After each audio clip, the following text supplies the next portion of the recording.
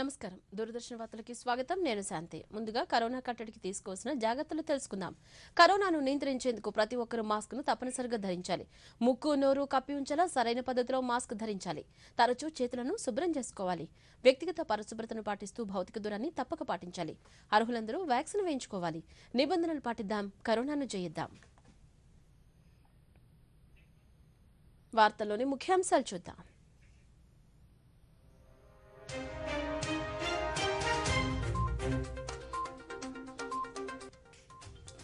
విశాఖలో ప్రపంచ పెట్టుబడిదారుల సదస్సు హాజరైన ప్రముఖ పారిశ్రామికవేత్తలు తొలి రోజు 92 ఒప్పందాలు 13 లక్షల కోట్ల రూపాయల పెట్టుబడులు రాష్ట్రానికి రానున్నాయన్న ముఖ్యమంత్రి దేశ ప్రగతిలో ఆంధ్రప్రదేశ్ కీలకంగా మారిందన్న Jaganmohan Reddy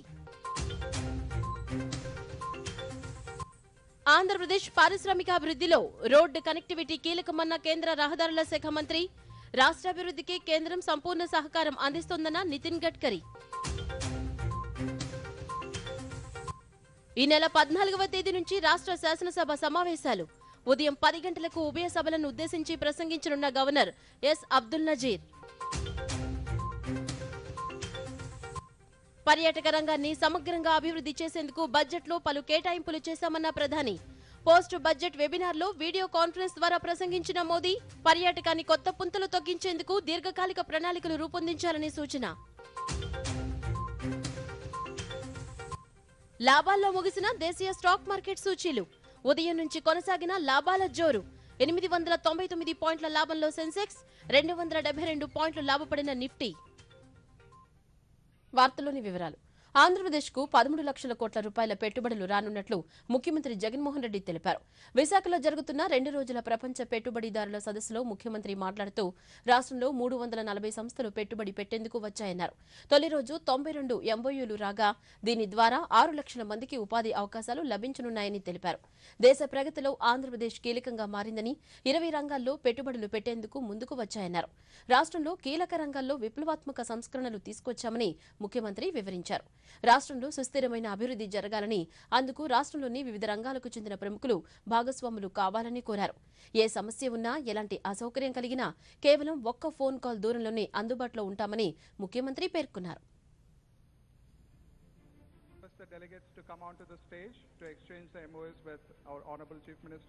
The state of Andhra Pradesh is one amongst the leading states driving the growth story of India. The state is blessed with several inherent strengths, including abundant natural resources, mineral wealth, a 974-kilometer coastline, and so forth. The state also possesses a robust infrastructure with 6 operating ports and 4 more under development. 6 airports spread across the state, of which 3 are international airports as well.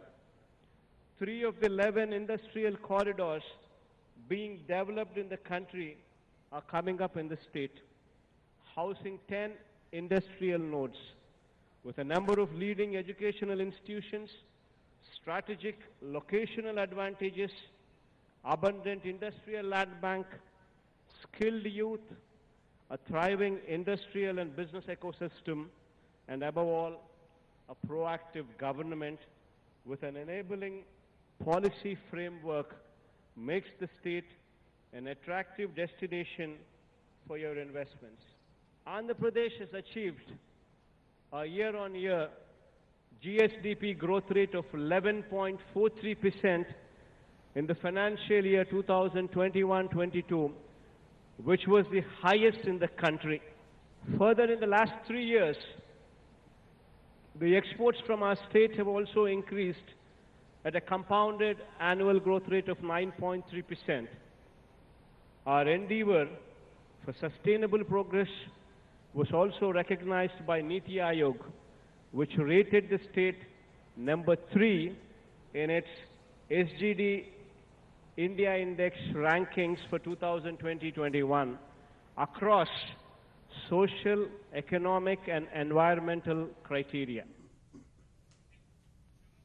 Andhra Pradesh పారిశ్రామిక అభివృద్ధిలో road connectivity కీలకమని కేంద్ర రహదారుల శాఖ మంత్రి నితిన్ గడ్కరీ పేర్కొన్నారు. విశాఖలో జరుగుతున్న ప్రపంచ పెట్టుబడిదారుల సదస్సులో ఈ రోజు ఆయన పాల్గొన్నారు. ఈ సందర్భంగా నితిన్ గడ్కరీ మాట్లాడుతూ పరిశ్రమలకు లాజిస్టిక్స్ ఖర్చు తగ్గించడం చాలా ముఖ్యమన్నారు. ఆంధ్రప్రదేశ్కు 3 పారిశ్రామిక కారిడార్లు వస్తున్నాయని వెల్లడించారు. రాష్ట్రంలో రోడ్ కనెక్టివిటీని పెంచేందుకు 20,000 కోట్ల రూపాయలు కేటాయిస్తున్నట్లు తెలిపారు. అలాగే రాష్ట్రంలో మత్స్య పరిశ్రమ చాలా కీలకంగా మారిందని పేర్కొన్నారు. రాష్ట్రంలో మల్టీ మోడల్ లాజిస్టిక్స్ పార్కుల ఏర్పాటుకు కేంద్రం సిద్ధంగా ఉందని ప్రకటించారు. ఎలక్ట్రిక్ వాహనాల తయారీ రంగంలో అవకాశాలు పుష్కలంగా ఉన్నాయన్నారు. ఆంధ్రప్రదేశ్ అభివృద్ధికి కేంద్రం నుంచి సంపూర్ణ సహకారం ఉంటుందని నితిన్ గడ్కరీ పేర్కొన్నారు. Without industry, we don't have capital investment. Without industry and capital investment, we cannot create employment potential. And without employment potential, we cannot eradicate poverty. And the most important thing in the growth, that is, we need to create employment potential, and without that, we cannot eradicate the poverty. I feel that from the government of India, under the leadership of Prime Minister Narendra Modi ji, we have full support to the development of Andhra Pradesh. That is exactly which I want to convey you. The most important strength with the Andhra Pradesh is they have got 974 kilometers of sea level, which is a sea front, which is available, and already the 6 ports with a cargo handling capacity of 240 million metric ton is already there. The 4 new ports under development, and state has 3 port-led industrial corridors. At the same time, today I am going to declare that all the port, either it is major port, state port, private port, my ministry has decided to connect the port with the 4-lane national highway, which is very important, and we have taken that task. The road infrastructure in AP is very important. I am always telling to the people about the famous statement of American President John F. Kennedy, that American roads are not good because America is rich, but America is rich because American roads are good. The total road network in Andhra Pradesh is 1,34,280 kilometers. The national highway length before 2014, it was 4,193 kilometers. When Prime Minister Modi ji under his leadership at 2014, I have taken as a charge as a minister, the NH length of Andhra Pradesh is increased by 109%, and now it is 8,745 kilometers. ప్రపంచ పెట్టుబడిదారుల సదస్సులో భాగస్వామ్యమైనందుకు ఎంతో సంతోషంగా ఉందని Reliance industries అధినేత ముఖేష్ అంబానీ అన్నారు. విశాఖలో జరుగుతున్న ప్రపంచ పెట్టుబడిదారుల సదస్సులో ఆయన మాట్లాడుతూ రాష్ట్రంలో వనరులు పుష్కలంగా ఉన్నాయన్నారు. పలువురు అంతర్జాతీయ స్థాయి నిపుణులు ఆంధ్రప్రదేశ్కు చెందిన వారే ఉన్నారన్నారు. నూతన భారతదేశ నిర్మాణంలో ఆంధ్రప్రదేశ్ కీలకం కాబోతుందని, రాష్ట్రంలో జియో నెట్వర్క్ అభివృద్ధి చెందిందన్నారు. సుదీర్ఘ తీర ప్రాంతం ఉన్న రెండో రాష్ట్రం ఆంధ్రప్రదేశ్ అన్నారు. ముఖ్యమంత్రి జగన్మోహన్ రెడ్డి సమర్థవంతమైన నాయకత్వంలో ఆంధ్రప్రదేశ్ వేగంగా అభివృద్ధి చెందుతోందన్నారు. ఈ సందర్భంగానే ఏపీలో పెట్టుబడులను ప్రకటించారు. 10 గిగావాట్ల సోలార్ ఎనర్జీ ప్లాంట్ ఏర్పాటు చేయబోతున్నట్లు ప్రకటించారు. Pradesh is blessed with the gift of abundance, abundant fertile land, abundant natural resources, abundant talent, and abundant heritage. The growth of the blue economy in the coming decades will open up an ocean of new opportunities for Andhra Pradesh. Andhra Pradesh has the second longest coastline in India. It can prosper greatly by harnessing renewable ocean energy, seabed minerals, marine biotechnology, and so on. Dear Jagan Garu, under the determined and far-sighted leadership of our Prime Minister, Shri Narendra Modi, India has now become the fastest growing large economy in the world. Similarly, Andhra Pradesh has grown phenomenally under your visionary and youthful leadership. Be it economic growth or ease of doing business, The state today ranks among the best in India. My warm congratulations to you and all the officials of the government of Andhra Pradesh. There is energy, enthusiasm, and ambition among the youth. There is hope, optimism, and dynamism among the business community. And there is an all-pervasive confidence that Andhra will emerge as a leading player in New India's growth story. వార్తల్లో స్వల్ప విరామం. సిగ్గెందుకు పడుతున్నావు? గజ్జి, తామర, దురద అందరికీ వస్తాయి. జాలిం lotion నాకు నానమిచ్చింది. చర్మ వ్యాధులకు అద్భుత పరిష్కారం అంది. జాలిం లోషన్ పురాతన యోధుడు. పురాతనమైందే మెరుగైంది. జాలిం లోషన్ ఫాస్టెస్ట్, ట్రస్టెడ్, టెస్టెడ్ తరతరాలుగా. జాలిం లోషన్. పేమెంట్ ఫెయిల్ కానీ డబ్బు అయితే కట్ అయింది. నేను కష్టపడి సంపాదించిన డబ్బు పోయింది. నష్టపరిహారం దొరుకుతుంది, దిగులు పడకు బాబు. ఒకవేళ డిజిటల్ ట్రాన్సాక్షన్ ఫెయిల్ అయినా, అకౌంట్ నుంచి డబ్బు కట్ అయినా బ్యాంక్ సమయంలో డబ్బును తిరిగి ఇస్తుంది లేదా కంపెన్సేషన్ ఇచ్చే సదుపాయం కలదు. లేకపోతే మీరు ఆర్బీఐ వారి అంబడ్స్మన్ కి ఫిర్యాదు చేయండి. నా ఫీజు ఆర్బీఐ అంటుంది. విషయాలు తెలుసుకోండి, జాగరూకంగా ఉండండి. అడ్వాంటేజ్ ఆంధ్రప్రదేశ్ పేరిట విశాఖ మహానగరంలో నిర్వహిస్తున్న ప్రపంచ పెట్టుబడిదారుల సదస్సు మొదటి రోజు దేశంలోని పారిశ్రామికవేత్తల నుంచి అనూహ్య స్పందన లభించడంతో పాటు రాష్ట్ర ముఖ్యమంత్రి వైఎస్ జగన్మోహన్ రెడ్డి సమక్షంలో పరిశ్రమల స్థాపనకు ఒప్పందాలు నిర్వహించారు. ఇందుకు సంబంధించి మా విశాఖ ప్రతినిధి ఆనంద్ అందించిన మరిన్ని వివరాలు ఇప్పుడు చూద్దాం.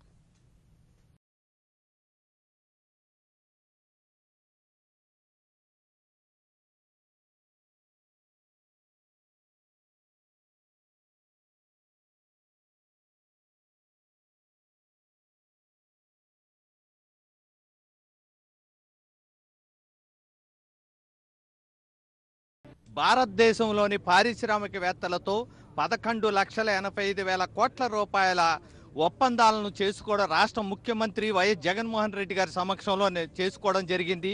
అయితే దీంట్లో ఈరోజు మొట్టమొదటి రోజు కార్యక్రమాల్లో పాల్గొనడానికి ముఖేష్ అంబానీ, జేఎస్డబ్ల్యూ, అలాగే జిఎంఆర్ సంస్థలు, green tech, Jindal, Dalmia, Apollo hospitals గ్రూపులకు చెందినటువంటి ప్రతినిధులు అందరూ కూడా పాల్గొనడం జరిగింది.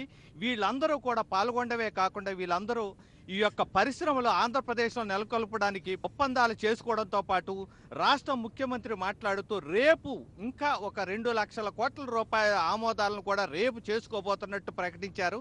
అయితే ఈ కార్యక్రమానికి కేంద్ర మంత్రి నితిన్ గడ్కరీ గారు ముఖ్య అతిథిగా పాల్గొని ఆయన మాట్లాడుతూ భారతదేశంలో మౌలిక సదుపాయాలు ఏ రకంగా అభివృద్ధి చెందుతున్నాయి, అందులో ప్రధానంగా ఆంధ్రప్రదేశ్లో 6 లైన్లు కావచ్చు, రోడ్లు ఏ రకంగా విస్తారం చేయడం జరుగుతుంది, పోర్ట్లు ఎలా నెలకొల్పడం జరుగుతుంది, ఫిషింగ్ కోసం ఎలాంటి అవకాశాలు ఉన్నాయి, అలాగే విశాఖ మహానగరం నుంచి రాష్ట్ర ముఖ్యమంత్రి కోరిక మేరకు విశాఖ మహానగరం నుండి భోగాపురం వరకు ఉన్నటువంటి తీర ప్రాంతంలో 6 రైళ్ల రహదారిని మంజూరు చేస్తున్నట్లు ప్రకటించారు. అలాగే 105 ఎకరాల్లో లాజిస్టిక్ పార్కును కూడా మంజూరు చేస్తున్నట్లు ప్రకటించారు.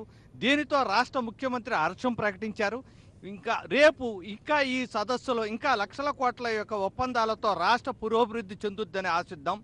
ఆనంద్, విశాఖపట్నం. ఆంధ్రప్రదేశ్ శాసనసభ సమావేశాలు ఈ నెల 14వ తేదీ నుంచి ప్రారంభం కానున్నాయి. ఈ మేరకు శాసనసభ శాసన మండలి సమావేశాల నిర్వహణకు నోటిఫికేషన్ విడుదలైంది. రాష్ట్ర governor S Abdul Nazeer notification జారీ చేశారు. మార్చి 14 ఉదయం 10 గంటల నుంచి ఉభయ సభలు ప్రారంభమవుతాయని పేర్కొన్నారు. మరోవైపు అసెంబ్లీ సమావేశాల ప్రారంభానికి సంబంధించి ఉభయ సభలను ఉద్దేశించి 10 గంటలకు రాష్ట్ర గవర్నర్ ఎస్ అబ్దుల్ నజీర్ ప్రసంగించనున్నారు. ప్రభుత్వ ఉద్యోగుల సమస్యలను పరిష్కరించాలని కోరుతూ ఈ నెల 9వ తేదీ నుంచి ఆందోళనలు చేపట్టనున్నట్లు ఏపీ ఉద్యోగుల జేఏసీ చైర్మన్ బొప్పరాజు వెంకటేశ్వర్లు స్పష్టం చేశారు. ఒంగోలులో ఆయన మీడియాతో మాట్లాడుతూ ఉద్యమ కార్యాచరణ ఇచ్చిన తర్వాత మంత్రుల సంఘం సభ్యులు తమతో అనధికారిక చర్చలు జరిపారన్నారు. అయితే ఆర్థికపరమైన అంశాలపై ప్రభుత్వం నుంచి ఎలాంటి స్పష్టత లేదన్నారు. ఇప్పటికైనా ప్రభుత్వం ఉద్యోగుల సమస్యలపై సానుకూలంగా స్పందించాలని కోరారు.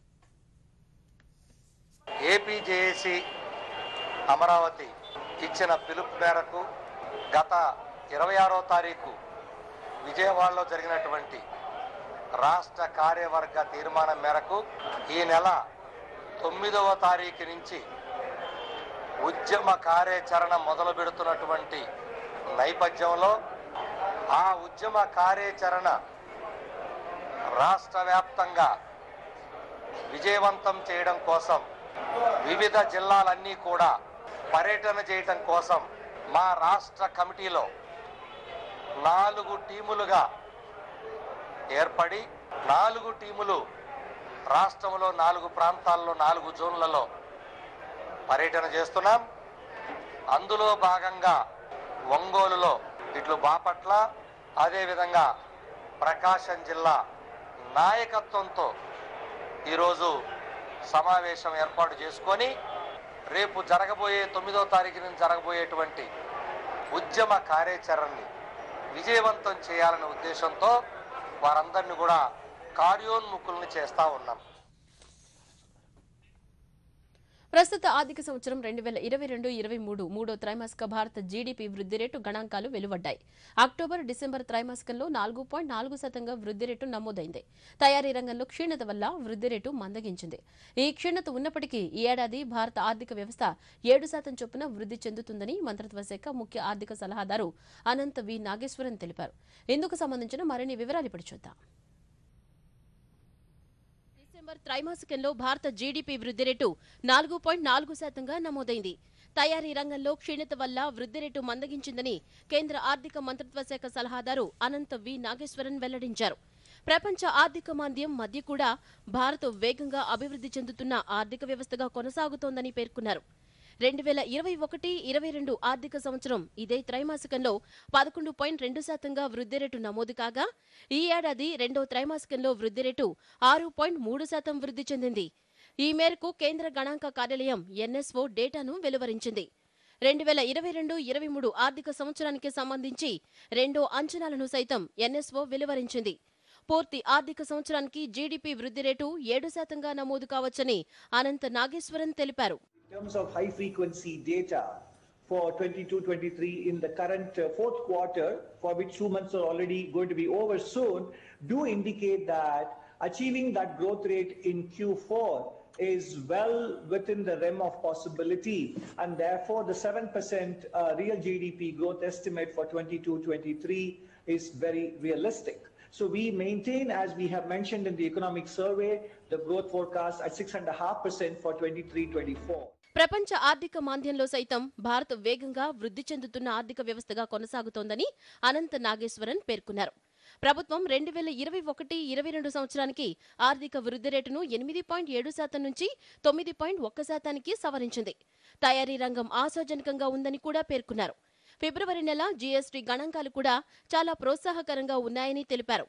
గత ఏడాదితో పోలిస్తే ఫిబ్రవరిలో 12% ఎక్కువగా 1,49,577 కోట్ల రూపాయల జీఎస్టీ వసూలైనట్లు వెల్లడించారు. జీఎస్టీ వసూళ్లు వరుసగా 1.4 లక్షల కోట్ల రూపాయలకు పైగా రావటం, వరుసగా ఇది 12వ నెల కావటం విశేషం. బొగ్గు, ముడి చమురు, సహజ వాయువు, రిఫైనరీ ఉత్పత్తులు, ఎరువులు, ఉక్కు, సిమెంటు, విద్యుదుత్పత్తి వృద్ధి రేటు ఏప్రిల్ జనవరి కాలంలో 7.9%గా ఉంది. Personal income tax as well as corporate taxes, and the GST collections, as you can see here, the April to January average on the right side, financial year 2022-23 is running well above the average of 1.2 lakh crores. Now we're talking about 1.5 lakh crores average. All of these are also indirect indicators of buoyant economic activity, stressing once again the fact that we need to abstract from quarter-on-quarter fluctuations and look at the bigger picture. ఇక ఫిబ్రవరిలో దేశంలో ఇంధన డిమాండ్లో భారీ పెరుగుదల కనిపించింది. Petrol, diesel వినియోగంలో 2 అంకెల వృద్ధి నమోదైంది. టోకు ద్రవ్యోల్బణం రేటు సౌకర్యవంతంగా ఆర్బీఐ పరిధిలోనే ఉంటుందని మంత్రిత్వ శాఖ విశ్వసిస్తోంది. ఆర్థిక వ్యవస్థలో డిమాండ్ ఎలా పెరుగుతోందో ఫిబ్రవరి నెలలో ఆటో రంగ విక్రయాల గణాంకాల్లో స్పష్టంగా కనిపిస్తున్నాయి. ఫిబ్రవరిలో ప్యాసింజర్ వాహనాల హోల్సేల్ విక్రయాలు 11% మార్కును 3.35 లక్షల యూనిట్లను అధిగమించాయి. ఈ కాలంలో వాహనాల హోల్సేల్ అమ్మకాల్లో ఇది రికార్డు నమోదు చేసింది. ఇక దేశీయ మార్కెట్లో మారుతి సుజుకి ఇండియా హోల్సేల్ అమ్మకాలు 11% పెరిగి 1,55,114 యూనిట్లకు చేరుకున్నాయి. హుండై హోల్సేల్ విక్రయాలు 9% పెరిగి 57,851 యూనిట్లకు చేరుకున్నాయి. టాటా మోటార్స్ మొత్తం హోల్సేల్ వాహనాల అమ్మకాలు 3% పెరిగి 79,705 యూనిట్లకు చేరుకున్నాయి. దేశీయ మార్కెట్లో కంపెనీ 78,006 వాహనాలను విక్రయించింది. అదే సమయంలో టయోటా కిర్లోస్కర్ హోల్సేల్ అమ్మకాలు 75% పెరిగి 15,383కు చేరుకున్నాయి. మహీంద్రా అండ్ మహీంద్రా విక్రయాలు 8% పెరిగి 58,801కి చేరుకున్నాయి. కియా ఇండియా హోల్సేల్ అమ్మకాలు కూడా విపరీతంగా పెరిగాయి. భారీ వాహనాల తయారీ సంస్థ అశోక్ లేలాండ్ కూడా తన హోల్సేల్ అమ్మకాలను పెంచుకోవడంతో కంపెనీ హోల్సేల్ అమ్మకాలు 32% పెరిగాయి. 2021-22 సంవత్సరానికి ఆర్థిక వృద్ధి రేటును 8.7% నుంచి 9.1%కి ప్రభుత్వం సవరించింది. గ్రామాలు, నగరాల్లో నానాటికి పెరుగుతున్న డిమాండ్ కారణంగా రానున్న రోజుల్లో ఆర్థిక వృద్ధి రేటు మరింత పటిష్టంగా ఉంటుందని అంచనా వేయవచ్చని ఆర్థిక సలహాదారు నాగేశ్వరన్ తెలిపారు. కరోనా అనంతరం ప్రపంచ దేశాలు అనేక ఆర్థిక సవాళ్లను ఎదుర్కొంటున్నప్పటికీ భారత్ ప్రపంచంలోనే అతిపెద్ద 5వ ఆర్థిక వ్యవస్థగా రూపుదిద్దుకుంటోంది. భవిష్యత్తులో 3వ అతిపెద్ద ఆర్థిక వ్యవస్థగా తీర్చిదిద్దేందుకు కేంద్ర ప్రభుత్వం కృషి చేస్తోంది. వార్తల్లో స్వల్ప విరామం. సిగ్గెందుకు పడుతున్నావు? గజ్జి తామర దురద అందరికీ వస్తాయి. జాలిం లోషన్ నాకు నానమ్మిచ్చింది. చర్మ వ్యాధులకు అద్భుత పరిష్కారం అంది. జాలిం లోషన్ పురాతన యోధుడు. పురాతనమైందే మెరుగైంది. జాలిం లోషన్ ఫాస్టెస్ట్, ట్రస్టెడ్, టెస్టెడ్ తరతరాలుగా. జాలిం లోషన్. వలసల నిర్మూలనతో పాటు బడ్జెట్ కేటాయింపుల్లో ఉత్తరాంధ్రకు ప్రత్యేక ప్యాకేజీ అందించేలా కృషి చేస్తానని కాంగ్రెస్ పట్టభద్రుల ఎమ్మెల్సీ అభ్యర్థి కేవీ అప్పారావు తెలిపారు. శ్రీకాకుళంలో ఆయన మీడియాతో మాట్లాడుతూ పరిశ్రమల్లో స్థానికులకు 70% ఉద్యోగాలు ఇవ్వాలని జీవో ఉన్నప్పటికీ ప్రభుత్వాలు వాటిని అమలు చేయడం లేదని, ఈ జీవో అమలయ్యేలా చేయడమే తన లక్ష్యమన్నారు. పట్టభద్రులు మొదటి ప్రాధాన్యత ఓటు వేసి తనను గెలిపించాలని ఆయన కోరారు.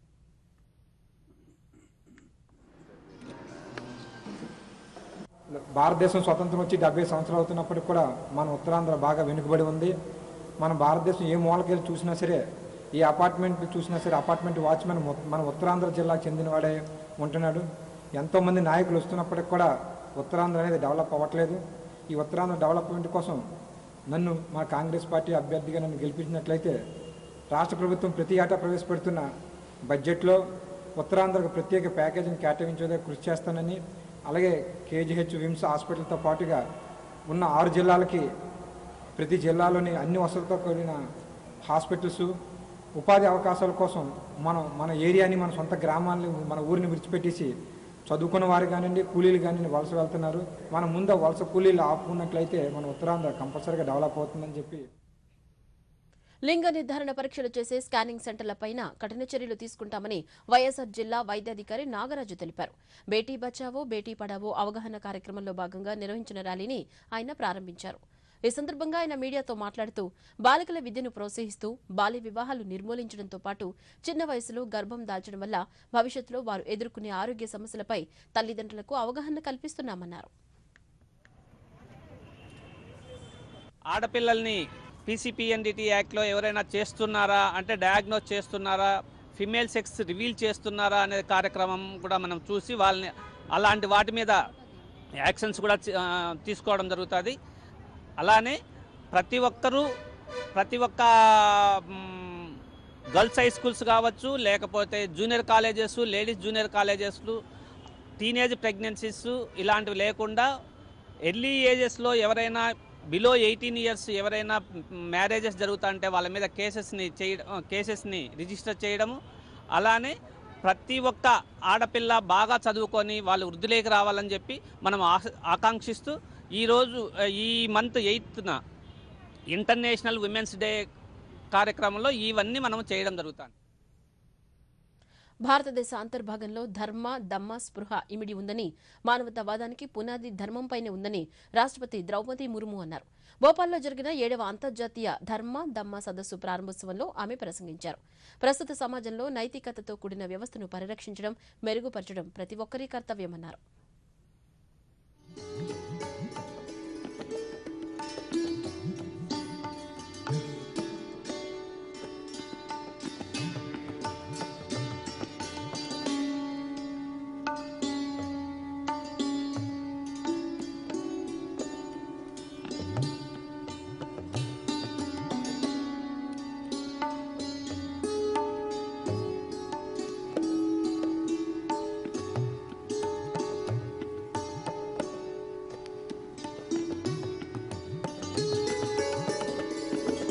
धर्म का जहाज हिलता डोलता लेकिन डूबता नहीं। धम्म की अवधारणा भारतीय चेतना का मूल स्तर रही है। हमारी परंपरा में कहा गया है, धार्यते अनेन धर्म, अर्थात जो सबको धारण करता है यानी आधार देता है और धर्म है। धर्म की आधारशिला पर भी पूरी मानवता टिकी हुई है।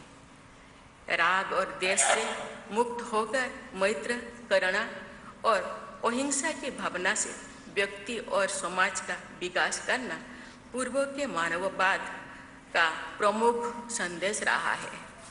स्वाधीनता के बाद हमने जो लोकतांत्रिक व्यवस्था अपनाई उस पर धम्म का गहरा प्रभाव स्पष्ट दिखाई देता है। हमारे राष्ट्रीय प्रतीक चिन्ह सारनाथ के अशोक स्तंभ से लिया गया है। हमारे राष्ट्रीय ध्वज में धर्म चक्र सुशोभित है। लोकसभा के अध्यक्ष की कुर्सी के पीछे धर्म चक्र प्रवर्तनाय का प्राचीन ध्येयवाक्य अंकित है, जो सारनाथ में दिए गए भगवान बुद्ध के प्रथम प्रवचन की याद दिलाते हैं और हमारे लोकतंत्र को उस महान शिक्षा से जोड़ता है। దేశంలో పర్యాటక రంగాన్ని సమగ్రంగా అభివృద్ధి చేసేందుకు ఈ ఏడాది కేంద్ర బడ్జెట్లో పలు కేటాయింపులు చేశామని ప్రధానమంత్రి నరేంద్ర మోదీ పేర్కొన్నారు. దేశ పర్యాటక రంగ సామర్థ్యాన్ని పెంపొందించడంపై పోస్ట్ బడ్జెట్ వెబినార్లో ప్రధాని మాట్లాడుతూ దేశంలో పర్యాటక రంగాన్ని కొత్త పుంతలు తొక్కేలా చేసేందుకు దీర్ఘకాలిక ప్రణాళికలు రూపొందించాల్సి ఉందని పేర్కొన్నారు. పర్యాటక రంగాల్లో తీర ప్రాంతాలు, మడ అడవులు, హిమాలయాలు, అడ్వెంచర్, వన్యప్రాణులు, పర్యావరణం, వారసత్వ సంపద, ఆధ్యాత్మిక పర్యాటక అంశాలపై ప్రచారం చేయవచ్చన్నారు. సామాజిక, సాంస్కృతిక నాగరికతలో పర్యాటకం ఒక భాగమన్నారు. ఈ రంగంలో మరిన్ని సౌకర్యాలను అభివృద్ధి చేస్తే పర్యాటకుల సంఖ్య పెరుగుతుందన్నారు. దీనివల్ల ఉపాధి అవకాశాలు భారీగా లభిస్తాయన్నారు. భారత్కు విదేశీ పర్యాటకుల నుంచి అపూర్వ ఆదరణ లభిస్తోందని, మెరుగైన ప్రణాళికలతో ఈ అవకాశాలను వినియోగించుకోవాలని ప్రధాని కోరారు. పర్యాటక రంగాలకు సంబంధించిన సమాచారాన్ని అన్ని భాషల్లోనూ అందుబాటులో ఉంచాలన్నారు. ఈ వెబినార్లో కేంద్ర పర్యాటక శాఖ మంత్రి కిషన్ రెడ్డి, ఇతర ఉన్నతాధికారులు పాల్గొన్నారు. भविष्य का रोड मैप बनाने में बहुत मदद करेगा। भारत के संदर्भ में देखें तो टूरिज्म का दायरा बहुत बड़ा है, बहुत पुराना है। सदियों से हमारे यहाँ यात्राएं होती रही है। ये हमारे सांस्कृतिक, सामाजिक जीवन का हिस्सा रहा है। और वो भी जब संसाधन नहीं थे, यातायात की व्यवस्था ही नहीं थी, बहुत कठिनाई होती थी, तब भी कष्ट उठाकर लोग यात्राओं पर निकल पड़ते थे। 4 धाम यात्रा हो, 12 ज्योतिर्लिंग की यात्रा हो, 51 शक्तिपीठ की यात्रा हो, ऐसी कितनी ही यात्राएं हैं हमारे आस्था के स्थलों को जोड़ती थी। ये वो समय है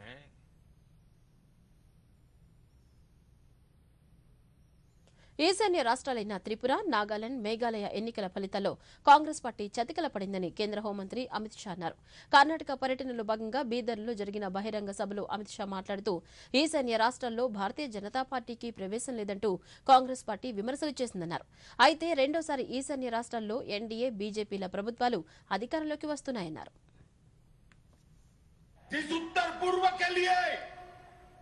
कहा जाता था कि भारतीय जनता पार्टी की वहां एंट्री नहीं हो सकती, वहां दूसरी बार तीनों जगह पे एनडीए और भारतीय जनता पार्टी की सरकार बन रही है। कल ही कर्नाटक से हजारों किलोमीटर दूर उत्तर पूर्व में त्रिपुरा, नागालैंड और मेघालय तीनों जगह कांग्रेस का सुपड़ा साफ हो गया। हारे तो हारे, ऐसे हारे हैं कि दूरबीन देकर भी दिखाई नहीं पड़ते हैं।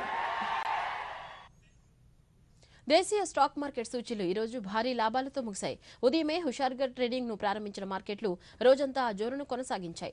అంతర్జాతీయ మార్కెట్లలోని సానుకూల పవనాలు మార్కెట్ల దూకుడుకు మద్దతుగా నిలిచాయి.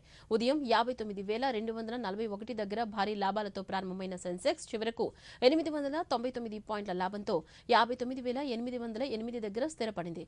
ఇక 17,451 దగ్గర ప్రారంభమైన నిఫ్టీ 17,644 పాయింట్ల దగ్గర రోజులో అత్యంత ఎగువ స్థాయిని తాకింది. చివరకు 272 పాయింట్లు లాభపడి 17,594 వద్ద ముగిసింది. మార్కెట్లు ముగిసే సమయానికి డాలర్తో పోలిస్తే రూపాయి మార్కం విలువ 81 రూపాయల 95 పైసల వద్ద నిలిచింది. ఈ వార్తలు ఇంతటితో సమాప్తం. నమస్కారం.